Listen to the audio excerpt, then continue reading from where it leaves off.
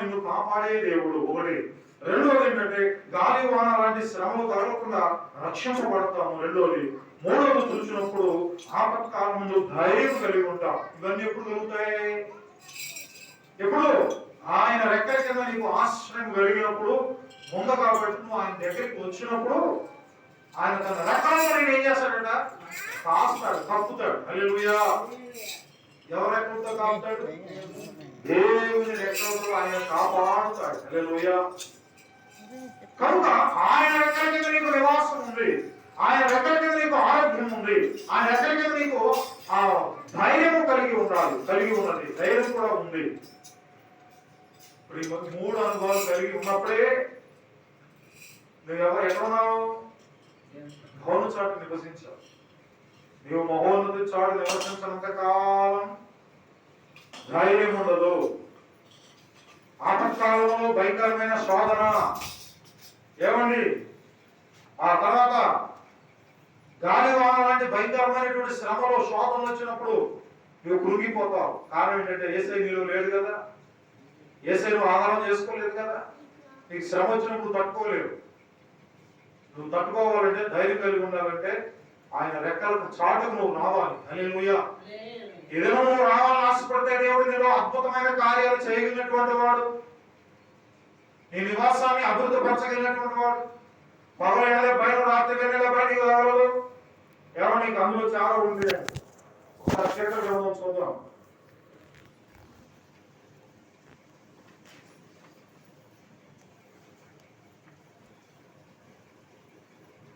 ఆయన తన రెక్కలతో నేను కప్పును, ఆయన రెక్కల కింద నీకు ఆశ్రయము కలుగును, ఆయన సత్యము కేడము డాలునై ఉన్నాడు. రాత్రి వేళ కలుగు భయముకైన ఒకటి, రెండోది పగటి వేళ ఎగురు బాణముకైనను, చీరలో సంచరించు తెగులుకైనను, మధ్యాహ్నం మందు పాడు చేయు రోగముకైనను నీవు భయపడకుందువు. హల్లెలూయా.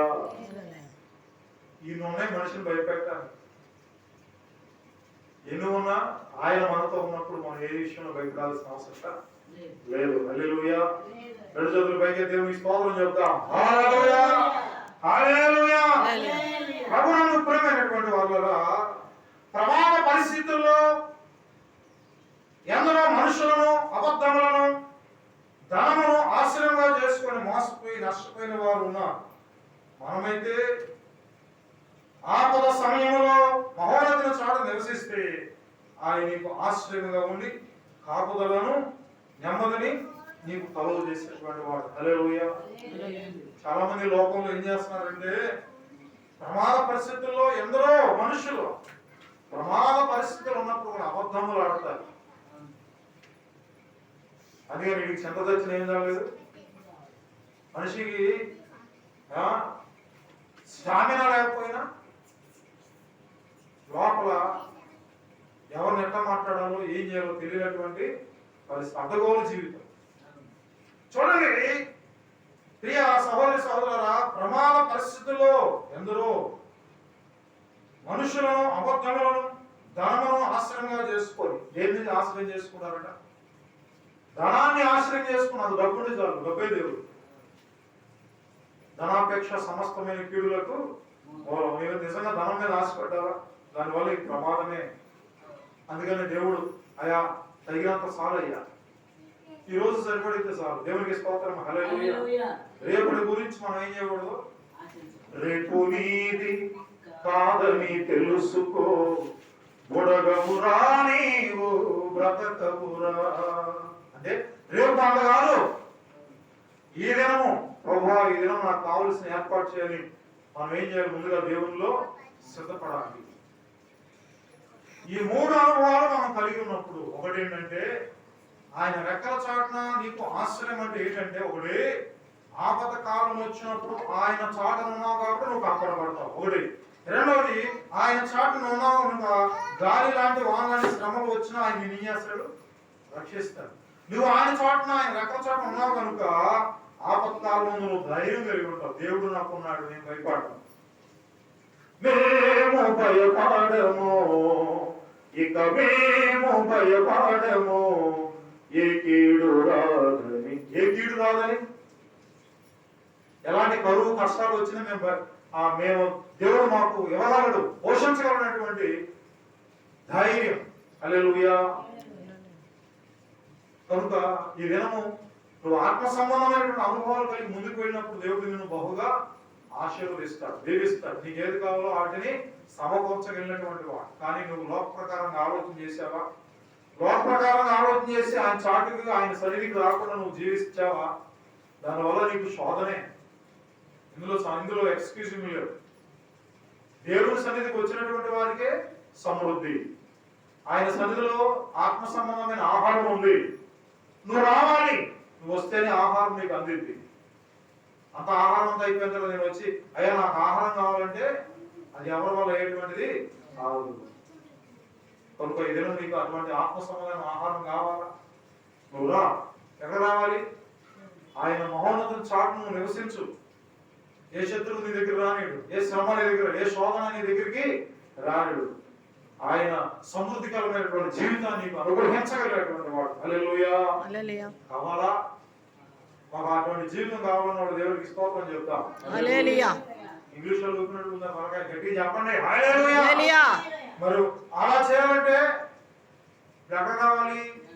చూడండి ఏమంటాడు అక్కడ 91:4 ఆయన తన రెక్కలతో నిన్ను కప్పును, ఆయన రెక్కల క్రింద నీకు ఆశ్రయము కలుగును, ఆయన సత్యము కేడును దారుణమై ఉన్నది. ఇప్పుడు ఎక్కడ రావాలి? ఆయన రెక్కల క్రిందకి రావాలి. నీ రెక్కల చాటున శరణన్నది నా ప్రాణం, దేవా నా దేవుడవు నీవే,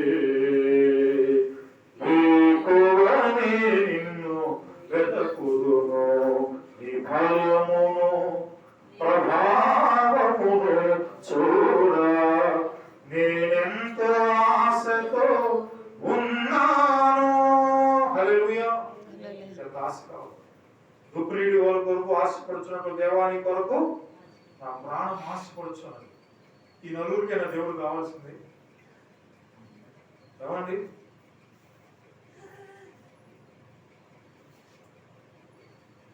పది మందిని దేవుడు స్వస్థపరిస్తే ఎంతమంది వచ్చారు? 5 అక్కడే వచ్చారు. 9 మంది ఎక్కడికి వెళ్ళారు? నిజంగా ఈ రోజుల్లో మందిరంలో కూడా అలాగే వస్తున్నారు. నిజంగా ఈ సువార్త మీకు ఒక సాక్ష్యం ఉంటుంది. బయలుదేరి ఇక్కడ మీకు సువార్త ప్రకటించలేదా? అయ్యా ప్రకటించలేదు అంటానికి లేదు. ఒకళ్ళు అన్నా వెంటనే అక్కడ నీకు ఒక పెద్ద స్క్రీన్ కనపడుద్ది. దళితుడు చెప్తుంది మీరు వినాలి, దేవుడికి వ్యతిరేకంగా జీవితం అంతా అక్కడ కనపడిపోద్ది. బయట రొమ్ము కొట్టుకుంటాం, అయ్యా నన్ను క్షమించలేదు అవకాశం. చేతులు కాలేక ఆకులు పట్టుకుంటే ఏం ఉపయోగం? ఏమండి? కనుక ఇదే నీకు మిక్కిలి అనుకూలమైన సమయం. కడవ దినాలు, దుర్దినాలు, భయంకరమైన దినాలు. ఇంకా నువ్వు మార్పు చెందలేదా? ఇంకా మారు మనసు పొందలేదా? ఈ దినం ఆయన నీకు ఆశ్చర్యం ఉండి ఆ రెక్కల చోట నేను రమ్మని ఆయన ఏలవేసి పిలుస్తున్నాడు. ఆ స్వరం వినబడుతుందా? ఏ సన్న స్వరమన్నా నీవెప్పుడైనా విన్నావా? ఏ సన్న స్వరమన్నా విన్నావా? ఆయన స్వరం వింటే మనకు ఆరోగ్యం, ఆయన స్వరం వింటే మనకు స్వస్థత, ఆయన స్వరం వింటే మనకు సమృద్ధి, ఆయన స్వరం వింటేనే మన కుటుంబాలు బాగుపడతాయి, ఆయన స్వరం వింటే మన కుటుంబంలో మన బిడ్డల మాట వింటారు, ఆయన స్వరం వింటేనే మన భర్త ఎవరు మాట వింటారు? మన మాట, భార్య మాట వింటుంది. మనం ఆయన స్వరం వినాలి. హల్లెలూయా. ఆయన స్వరం వినకుండా నువ్వు ఈ దినం ఎక్కడ ఉన్నావు? ఏదైనా దేవుని సన్నిధిని దొంగిలించావు, మరలా ఈ సమయం నీకు మరలా రాదు. ఇప్పుడైనా నువ్వు నీకు సమయం దేవుడు ఇస్తున్నాడు. దేవుడు కూర్చోవద్దు. దేవుడు కూర్చునేటువంటి దినాలు కావివే. దేవుని శుద్ధించేటువంటి దినాలు, దేవుని మహిమపరిచేటువంటి దినాలు. అతి భాగ్యము దేవుడు మనందరికీ అనుగ్రహించును గాక. ఆమేన్. ప్రార్థన. పరిశుద్ధుడా జీవాధిపతి స్తోత్రం. ఈ కొద్ది మాటల ద్వారా హృదయంలో ఆయా మీరు నీరు కట్టి పల్లెకొచ్చేయండి. సమృద్ధికరమైన జీవితం బిడ్డలకు మీరు అనుగ్రహించి మీరే మహిమ పొందాలి. యేసు నామములో అడిగి వేడుకొంచు ప్రార్థన చేసుకున్నాము తండ్రి. ఆమె ఈ సమయంలో కానుకలు స్వీకరించబడతాయి.